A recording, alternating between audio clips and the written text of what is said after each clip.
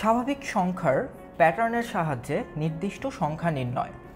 সংখ্যা শ্রেণীর যে কোনো কিছু সংখ্যা তোমাদেরকে পাশাপাশি দিয়ে বলা হতে পারে যে এর পরবর্তী সংখ্যাটি কত। সেজন্য আমাদের এই সংখ্যাগুলোর প্যাটার্নটি খুঁজে বের করা জরুরি।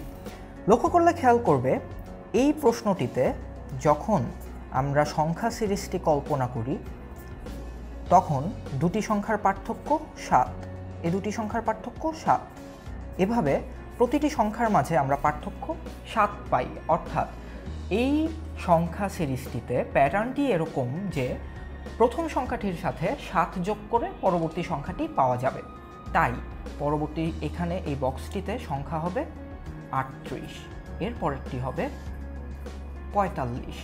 এভাবে আমরা যদি 2 নাম্বার সিরিজটির ক্ষেত্রে খেয়াল করি সংখ্যাগুলোর পরবর্তী সংখ্যাটি কত, 1, 4, 9, 16, 25।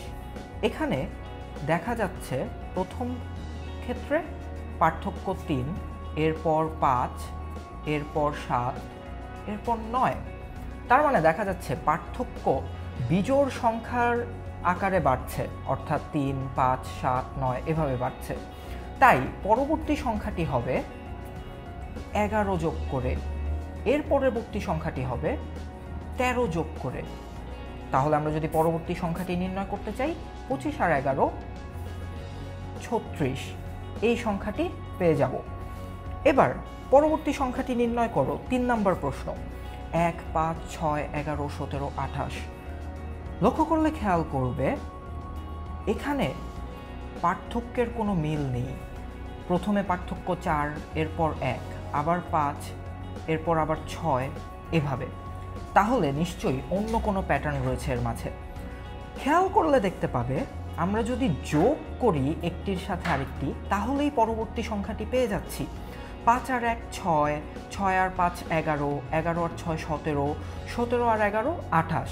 সুতরাং এর পরবর্তী সংখ্যাটি হবে 28 যোগ 17, অর্থাৎ 45। এভাবে এখন তোমাদের মধ্যে প্রশ্ন আসতে পারে আমরা যে স্বাভাবিক সংখ্যার প্যাটার্ন নির্ণয় করছি তাহলে স্বাভাবিক সংখ্যা আসলে কি?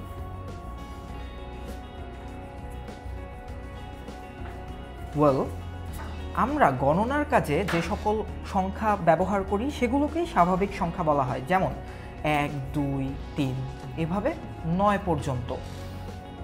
অনেকেই শূন্যকেও স্বাভাবিক সংখ্যার মধ্যে অন্তর্গত করে থাকেন। যদি শূন্য স্বাভাবিক সংখ্যার অন্তর্গত না হয় তাহলে আমরা এই 1 থেকে 9 পর্যন্ত সংখ্যার সেটকে স্বাভাবিক সংখ্যা বলবো। আর যদি শূন্য অন্তর্গত হয় তাহলে আমরা সেটিকে হোল নাম্বার বলতে পারি।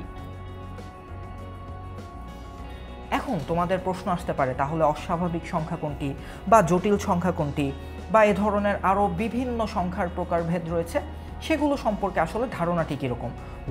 সেজন্য তোমরা নাম্বার ট্রি লিখে সার্চ দিয়েই 10 মিনিট স্কুলের আরও একটি ভিডিও পেয়ে যাবে।